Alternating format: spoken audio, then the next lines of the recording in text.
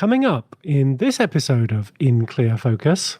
I think there's quite a lot that can be learned from looking at the East and some of the innovation and excitement happening there in the retail sector. It is starting to filter into the West now. Of course, there's cultural nuances with each one of them, but I think the core is keeping retail as entertainment. You're listening to In Clear Focus, fresh perspectives on the business of advertising, produced weekly by Big Eye, a strategy-led full-service creative agency growing brands for clients globally. Hello, I'm your host, Adrian Tennant, Chief Strategy Officer. Thank you for joining us. As part of the Big Eye Book Club, in partnership with publisher Kogan Page, today's episode focuses on our featured selection for March, Next Generation Retail, How to Use New Technology to Innovate for the Future, by Deborah Weinswig and Renee Hartman. Written with both digital-first and physical retailing in mind, the book presents ways in which retailers and brand marketers can respond to consumers' changing demands and expectations by embracing new and emerging technologies. I'm delighted that our guest today is Next Generation Retail's co-author, Renee Hartman, who's also the founder of CLA, a research and strategy consulting firm that advises consumer brands on their international expansion. Her firm's clients include household names including Giorgio Armani, Fendi, and Yves Saint Laurent. Renee has worked as a brand owner, retail operator, consumer researcher, and branding and market entry strategist for over 20 years. To discuss some of the key concepts in Next Generation Retail, Renee is joining us today from her office in Lisbon, Portugal. Renee, welcome to In Clear Focus. Thanks so much for having me. I'm excited to be here today. So, Renee, can you tell us a bit about your work with CLA and the types of clients you work with? Sure. So I've been working with CLA. I started the company about 10 years ago and have been working with a number of brands to help them expand internationally. So we do a lot of east to west, west to east, helping brands go into the Asian market, helping Asian brands come into the US and European market. And we tend to work with a lot of consumer brands. So working with people like L'Oreal or Coach or Fendi, those types of brands, helping them engage with consumers in a different market. And increasingly, we're working with a lot of Asian brands in the beauty sector and consumer sector, helping them go into the US and Europe. So it's a lot of, cross-cultural communication and very much focused on the retail sector, whether it's e-commerce or physical retail. How did you meet your co-author, Deborah Weinswig? And what prompted you to write Next Generation Retail together? Deborah and I met, we both had lived in Asia for quite a long time. I was living in China and Deborah was living in Hong Kong. So we met over some, dim sum in Hong Kong and kind of had a shared love for retail and consumer brands. So we started talking, several years ago, back when we were in Asia. And I would say over the pandemic, we started talking a lot more, just kind of, I think, shared experiences during the pandemic and kind of really got to connect more. So that was sort of what prompted us to spend more time together. We're approached to write Next Generation Retail. We really had a similar approach to the way we thought about retail and thought about kind of future casting, if you will. So that sort of enabled us to come together from a kind of an author perspective. Deborah's based in New York City, which is where her firm, Coresight Research, is based, and you're in Lisbon. So what did the writing process look like for you both?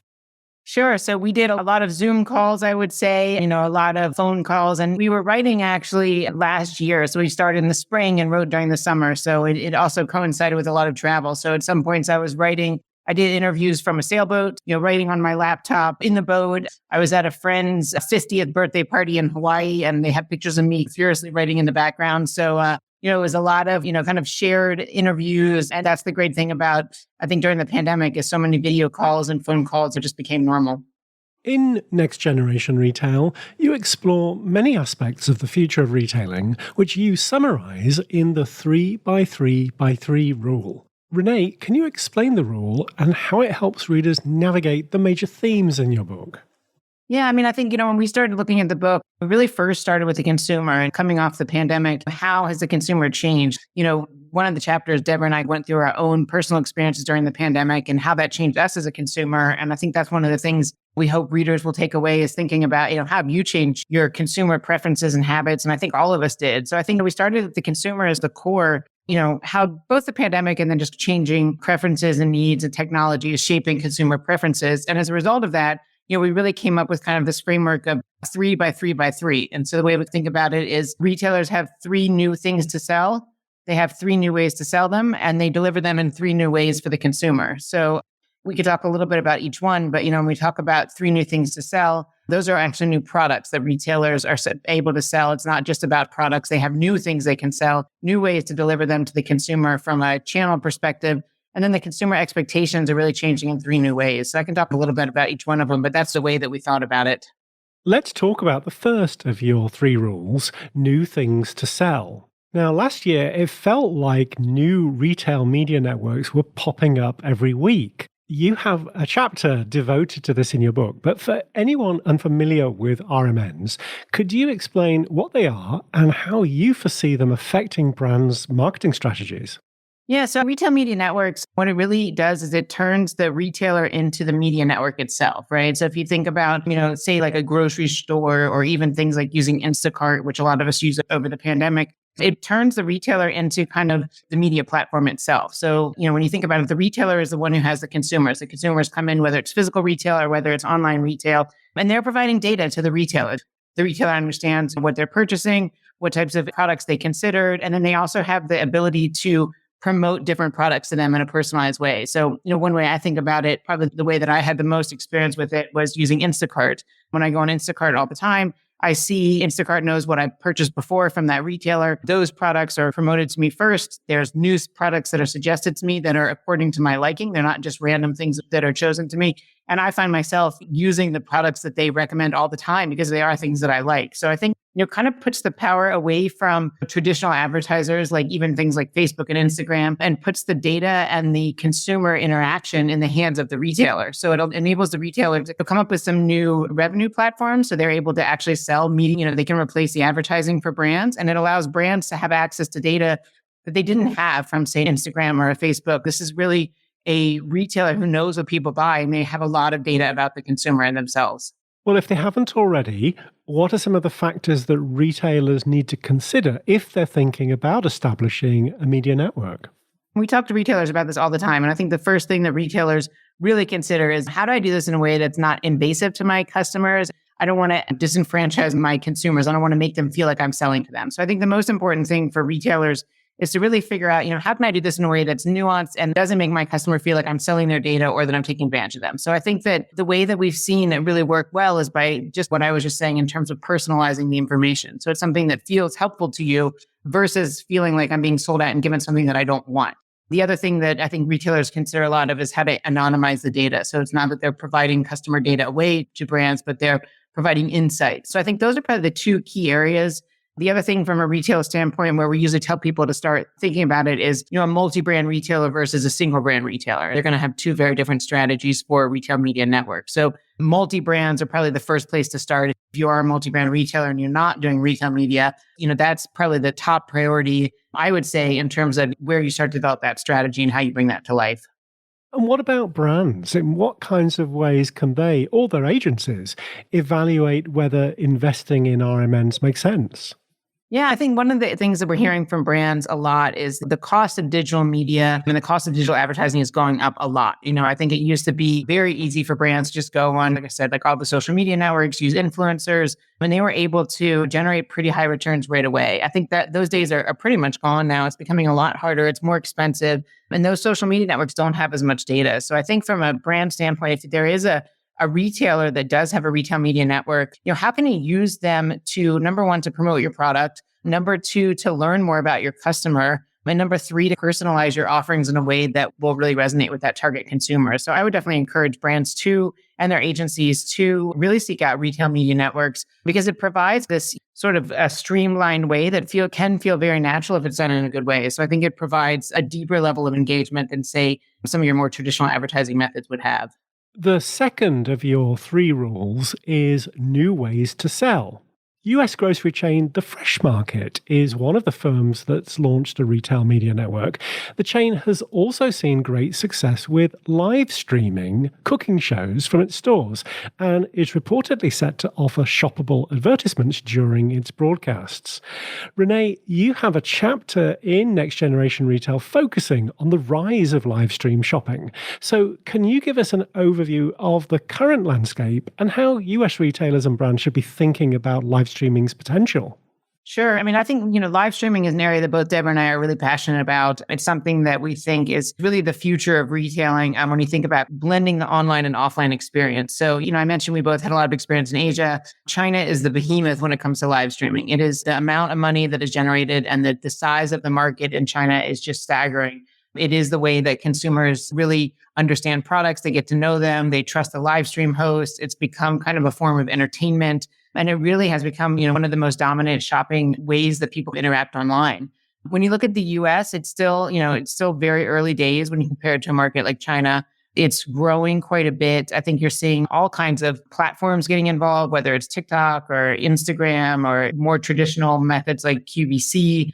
We are seeing a lot of different providers popping up, technology providers, as well as platforms that are getting involved in the live streaming sector. So I think it's still very early. And the consumers that we've seen, who do like to live stream, I think there's this perception in the US in particular that live stream customers are more like traditional home shopping customers and they're older, but that's not really the case. We've done, Coresight in particular has done a lot of research on the consumers who do, live stream shopping in the US. And it's a real mix. It's everything from young kids to men to women to people who are looking for things like fishing online, or they want to learn more about different types of products. You got beauty consumers. You really have a broad range of consumers. So I think for brands that are seeking to get into live streaming shopping in the US, number one, it's a great time to test and learn. It's not something that's so advanced that you're late to the game. It's a great time to get started. It's pretty easy to get up and running. It doesn't cost a lot of money. I think the other misperception we see from a lot of brands, they think, I've got to have this huge production capability and I've got to be spending all this money to be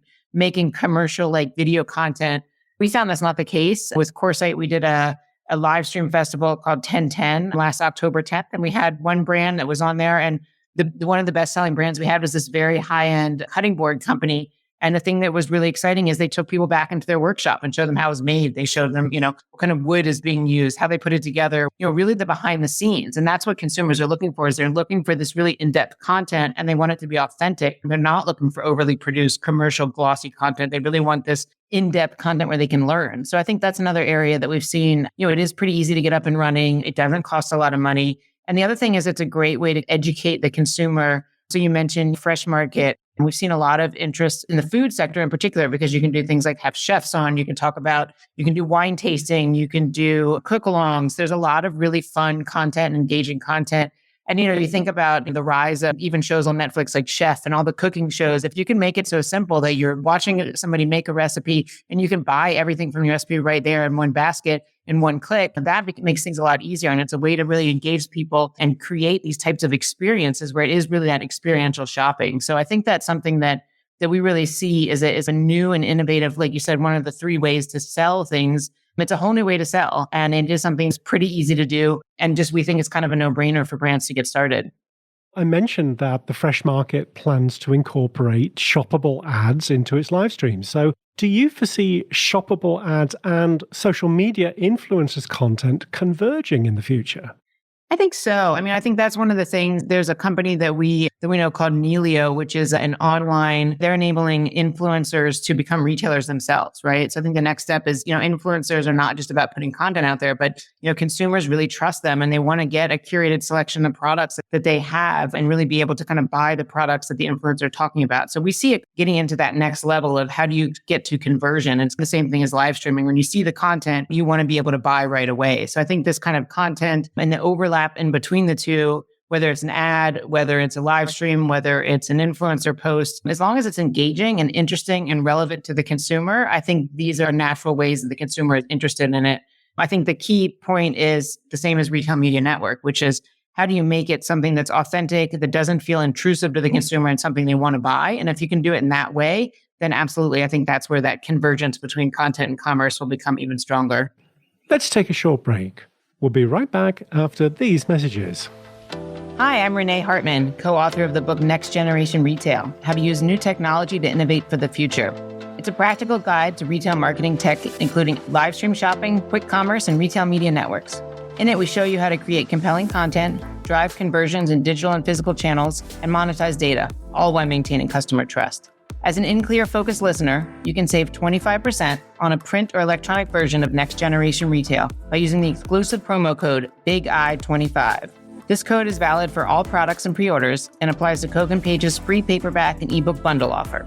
When you order directly from Kogan Page, shipping is always free to the US and to the UK, which also helps us authors. So to order your copy of Next Generation Retail, go to KoganPage.com. That's KOGANPAGE.com. Thank you. Hi, I'm Michael Solomon. During my 40-year career as a marketing professor, consumer psychologist, speaker, and author, I've had the privilege of developing strategies with many Fortune 500 companies to help them connect with their customers. Now you can have access to these strategies through my online course.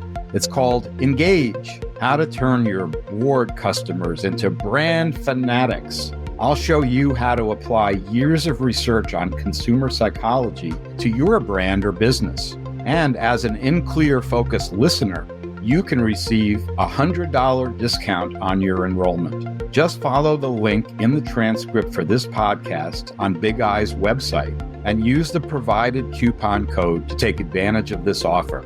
I hope you'll join me for Engage to learn how to turn bored customers into brand fanatics. Welcome back. I'm talking with Renee Hartman, the co-author of this month's Big Eye Book Club selection, Next Generation Retail, How to Use New Technology to Innovate for the Future. As the future of retail evolves, retailers will have new things to sell and new ways of selling them. Renee, the third of your 3 rules addresses new ways to deliver them. What factors do you believe will be the most significant in terms of serving customers?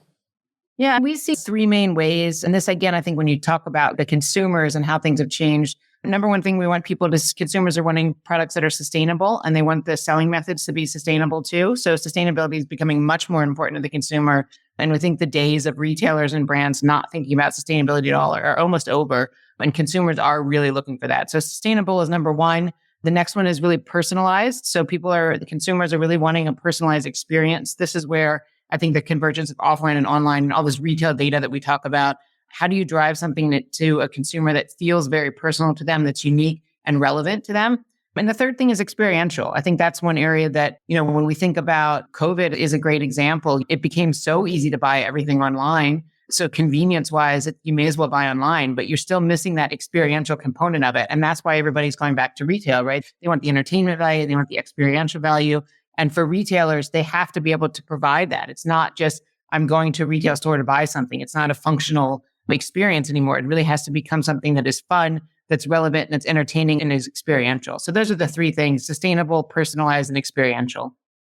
Sustainability is the focus of a chapter in Next Generation Retail, and you acknowledge that it can be daunting to navigate the sheer volume of issues that fall under the umbrella of sustainability. You also cite a statistic from challenge.org, which finds corporations that plan with climate change in mind secure an 18% higher return on investment than those that do not. Renee, what are some ways retailers can achieve more sustainable business practices? We talk about different ways that companies can look at sustainability. And I think one of the people that we interviewed through the book, his name is Andrew Sullivan, and he really made some good points. He focuses on sustainability. And his point is you have to look across every aspect of all of the business. It's not just one person's job. It's not a sustainability officer's job. It has to be something that goes back to the CEO and has to be infused throughout the organization.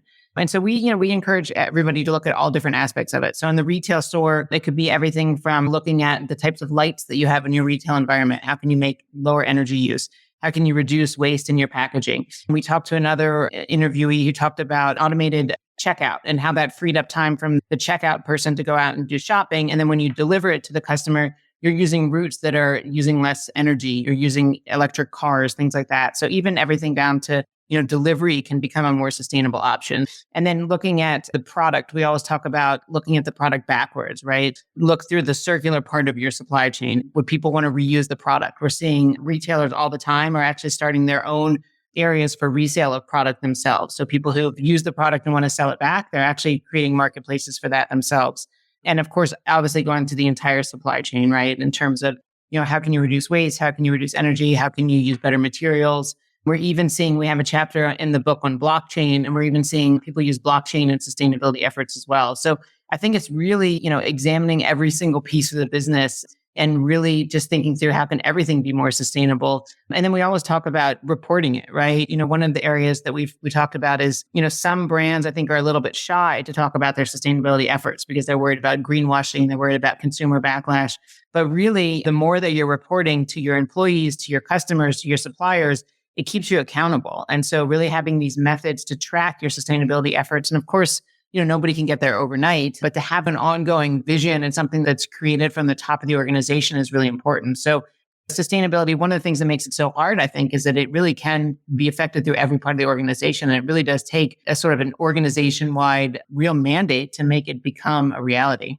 In the book Influencing Shopper Decisions, also published by Kogan Page and our featured selection last April, the authors included a quotation from anthropologist Michael Donovan, illustrating how successful retailers provide cues, symbols, and spaces designed to engage our cultural imagination. Donovan also defines shopping as, quote, a central creative activity of American life, a kind of popular performance art, end quote.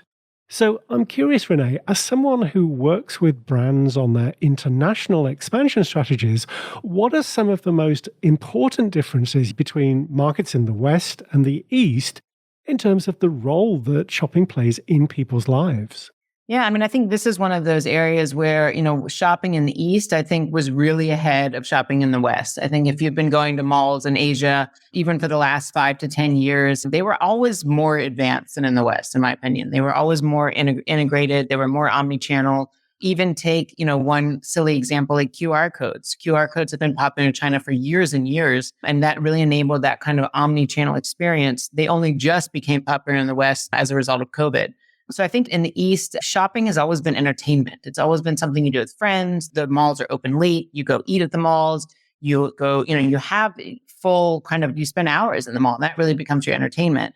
And I think that brands, even when you look to doing traveling art installations in malls, doing experiential pop-up stores, really having that kind of digital experience. One thing you do see that's a little different in the East versus the West, I think, is a lot more things like facial recognition and automated shopping experiences, which maybe some of the privacy laws in Europe and the US don't allow some of these types of integrations. But you really see that made to measure, personalization, all of these types of really fun experiential retail advancements that happen in the East, I think are just now starting to filter into the West. And we're starting to see some of these types of advancements in the West as well. And I think that, things like the metaverse, things like virtual reality, online, offline integration, it really is becoming, you look at a mall like a Mall of America or American Dream in the US, having the mall as entertainment itself, that is the future, I think, of malls, and that is the future of retail.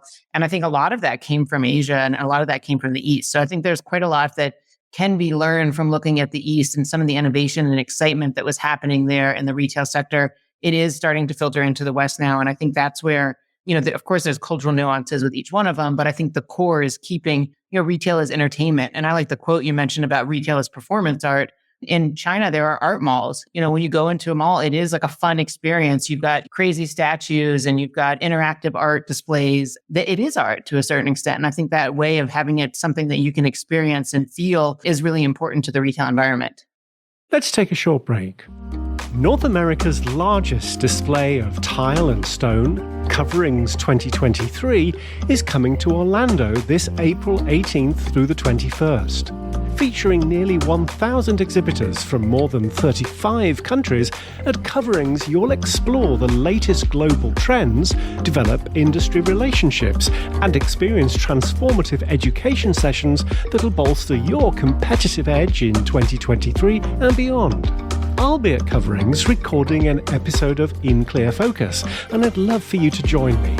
Simply go to coverings.com/register and use promo code INClearFocus for free registration. That's code INClearFocus at coverings.com/register. Prepare to be floored, and I hope to see you in April at Coverings. Welcome back.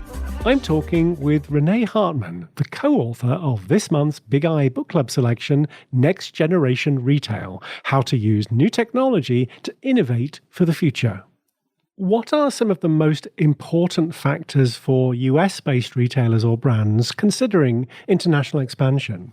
I think the most important thing, and it sounds obvious, but it's to understand what the consumer knows about your brand, to understand what they value. I mean, I think one of the things that's interesting and not every brand always realizes, they may think, hey, I'm really popular in the US for X, Y, and Z reasons. I assume I'll be popular in another market for that same reason. And that's often not the case. It might be one product that you hear a product. It might be the country that you're from that's an issue. There's a lot of brands, for instance, when they went to China, people knew them from Gossip Girl or from certain types of movies or TV shows. So I think the first thing is to really understand, A, does the consumer know you at all? And B, why? And then C, I would say would be, what are the trends that are happening in that market? And then how do you adapt to those? Because I think one of the mistakes we see brands make is that they get a little bit, I don't know if arrogant is a word, but they think that whatever worked in their home market is going to work in another market. And that's often not the case. Sometimes people are lucky that way, but often it's not.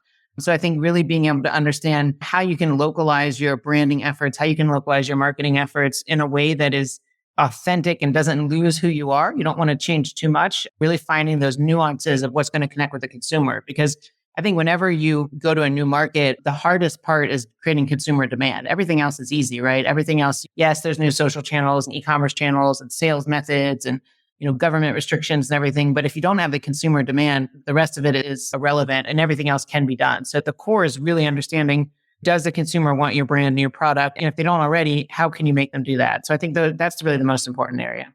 And Renee, do you have any favorite consumer research methods for identifying those nuances of local markets?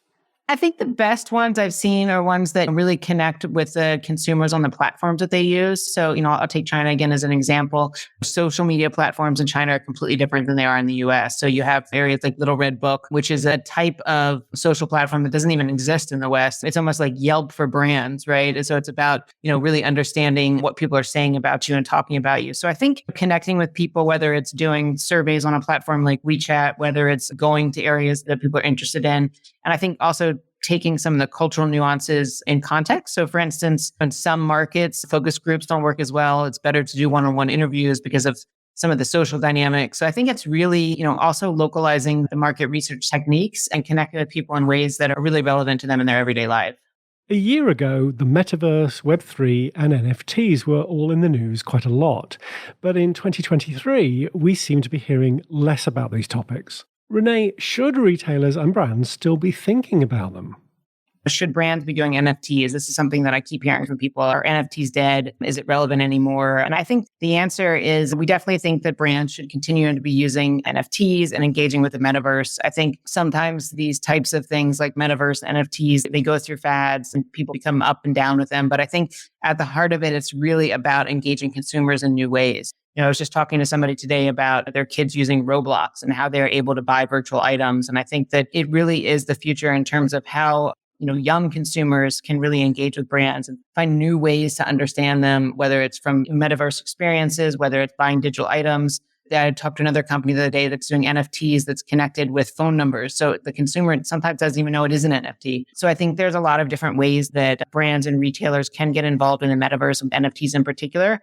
And despite some of the news and the ups and downs with Bitcoin and all of the other kind of currencies and markets, it is definitely an area that we see when you look at Web3 in general, definitely something that we see staying, and we encourage brands to continue to get involved. We can't discuss using new technologies without considering artificial intelligence.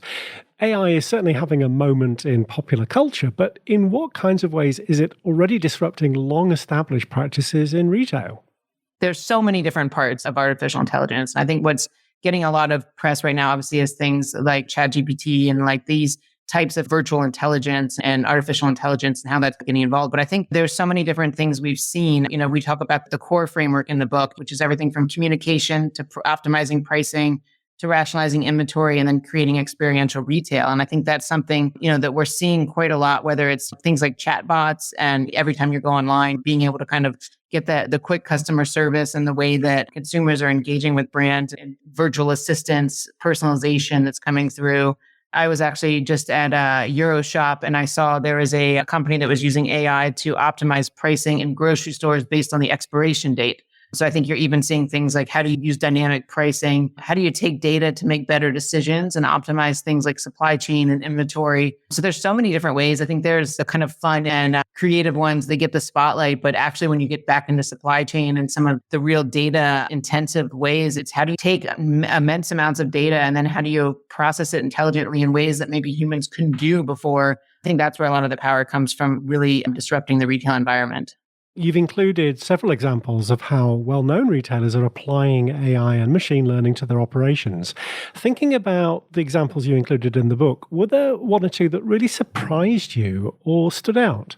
There's so many great ones. One of the ones that resonated with me, I've just been renovating a house and just moved. And I think a lot of people during the pandemic did as well. One of the ones we talked about was Wayfair having a visual search where you could submit photos of items that you like and then find similar items on Wayfair. So I think when you think about retail, so much of it is the seeing and the exploring. And sometimes it is hard as a shopper, I think, to know exactly what you're looking for. It's not necessarily something you're searching for. And that's something where the browsing online sometimes can be a little bit different than, say, like when you're walking around a retail store and having that sense of discovery.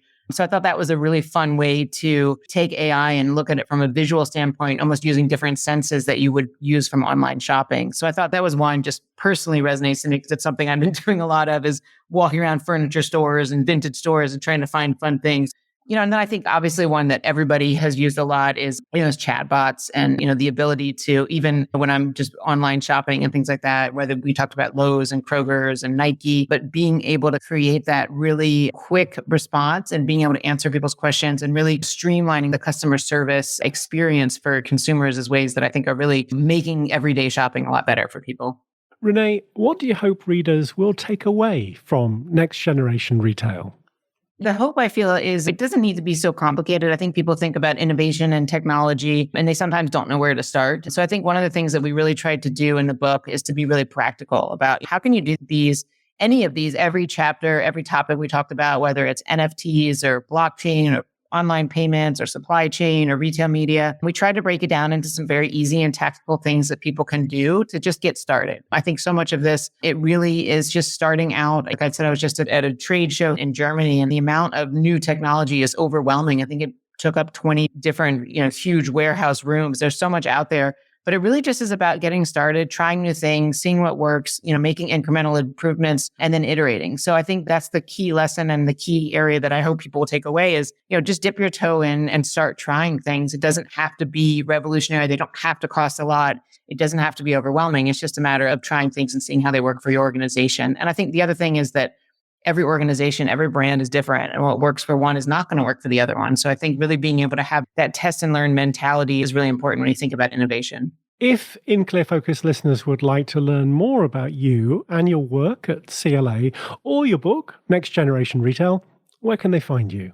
They can find me at www.renee-hartman.com. And I can certainly provide a link for the podcast as well. And if you'd like a copy of Renee's book, Next Generation Retail, you can save 25% on either a print or electronic version when you purchase directly from the publisher online at koganpage.com. Just add the promo code BIGEYE25 at the checkout. Renee, thank you very much for being our guest this week on In Clear Focus. Thank you so much for having me. It's been real fun. Thanks to my guest this week, Renee Hartman, the co-author of this month's Big Eye Book Club selection, Next Generation Retail. As always, you'll find a transcript with links to the resources we discussed today on the In Clear Focus page at bigeyeagency.com. Just select podcast from the menu.